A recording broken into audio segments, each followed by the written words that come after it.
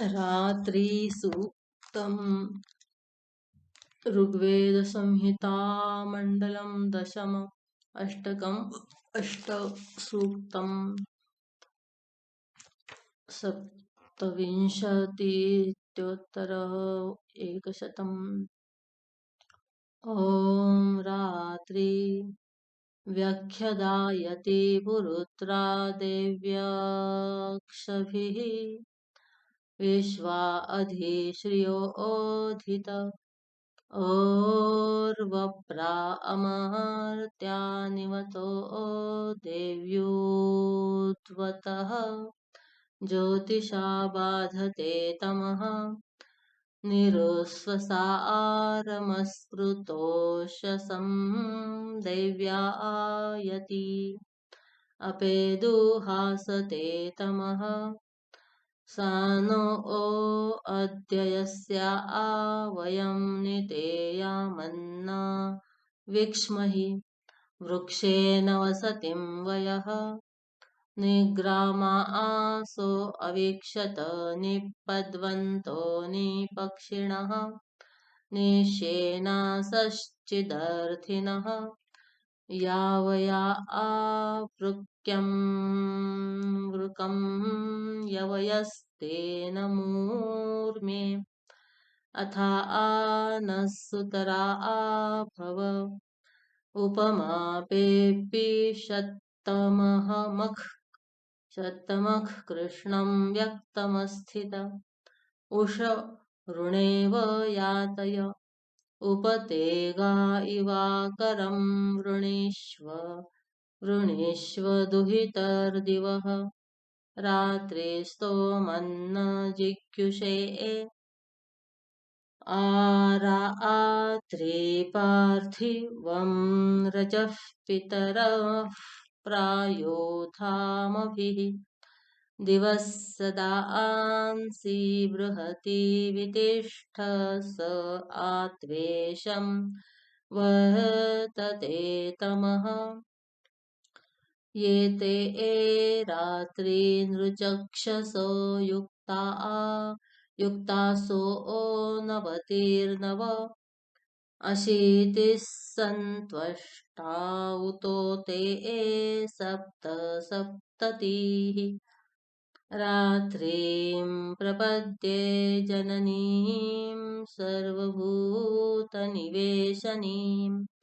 भद्रां भगवतीं कृष्णां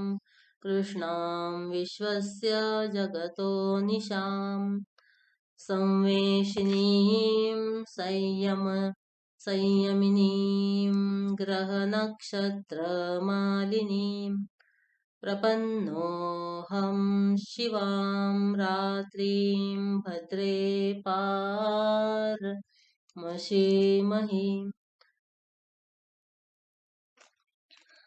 भद्रे पारमशीमह्यो नमः स्तोष्यामि प्रयतो देवीं शरण्यां बहुरुचा प्रियां सहस्रसंहितां दुर्गां जातवेदसे सुनवाम सोमम् शान्त्यर्थं तद्विजातीनां ऋषिभिः सोमपाश्रिताः ऋग्वेदे त्वं समुत्पन्ना रात्रि यतो निदहाति वेदः ये त्वां देवी प्रपद्यन्ते ब्राह्मणा आहव्यवाहनीम् अवेद्या बहुविद्या वासनः पर्षदति दुर्गाणि विश्वा ये अग्निवर्णां शुभां सौम्यां कीर्तयिष्यन्ति ये द्विजाः तांस्तारयति दुर्गा नावेव सिन्धुं दुरितात्यग्निः दुर्गेषु विषमे घोरे सङ्ग्रामे रिपुसङ्कटे अग्निचोरनिपातेषु दुष्टग्रहनिवारिणि दुर्गेषु विषमेषु त्वं सङ्ग्रामेषु वनेषु च मोहयित्वा प्रपद्यन्ते तेषां मे अभयं कुरु केशिनीं सर्वभूतानां पञ्चमीति च नाम च सां मां समानिशा देवी सर्वतः परिरक्षतु सर्वतः परिरक्षत्वोन्नमः तामग्निवर्णां तपसा ज्वलन्तीं वैरोचनीं कर्मफलेषु जुष्टां दुर्गां देवीं शरणमहं प्रपद्ये सुतरसी तरसे नमः सुतरसी तरसे नमः दुर्गा दुर्गेषु स्थानेषु शन्नो देवीरभीष्टये य इमं दुर्गास्तवं पुण्यं रात्रौ सदा पठेत रात्रिः कुशिकशोभरो रात्रिर्वा भारद्वाजी रात्रिस्तवो गायत्री रात्रि सूक्तं जपे नित्यं तत्कालमुपपद्यते उलूकायातुं शुशुलूकयातुं जहिष्वयातुमुत कोकयातुं सुपर्णयातुमुत गृध्रयातु दृशदेव प्रमृण रक्ष इन्द्र पिशङ्गभृष्टि मं भ्रूणं पिशाचीमिन्द्र संवृण सर्वं रक्षो निबर्हय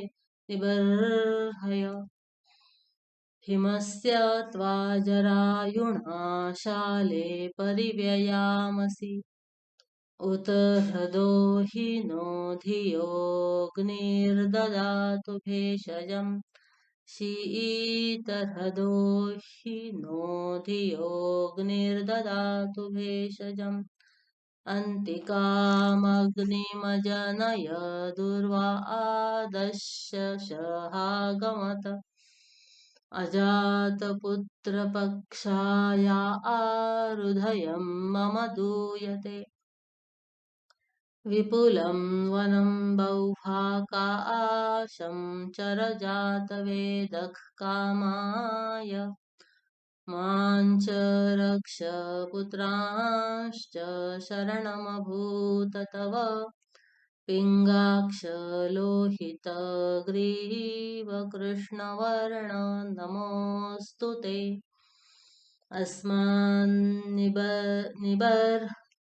हरस्येनां सागरस्योर्मयो यथा इन्द्रक्षत्रं ददातु वरुणमभिषिञ्चतु शत्रुवो निधनं यान्तु जयत्वं ब्रह्म तेजसा कपिलजटीं सर्वभक्षं चाग्निं प्रत्यक्षदैवतम् वरुणं च वशाम्यग्रे मम पुत्रांश्च रक्षतु मम पुत्रांश्च रक्षत्वोन्नमः साग्रं वर्षशतं जीवपिबखाद च मोद च दुःखितांश्च द्विजांश्चैव प्रजां च पशुपालय यावदादित्यस्तपति यावद्भ्राजति चन्द्रमाः यावद्वायुः प्लवायति तावज्जीव जयाजय येन केन प्रकारेण को हि नामनुजीवति परे एषामुपकारार्थं यज्जीवति स जीवति एतां वैश्वानरीं सर्वदेवान् नमोऽस्तु ते न चोरभयं न च सर्पभयं न च व्याघ्रभयं न च मृत्युभयम् यस्यापमृत्युर्न च मृत्युः सर्वं लभते सर्वं जयते इति परिशिष्टम्। ॐ शान्ति शान्ति शान्तिः।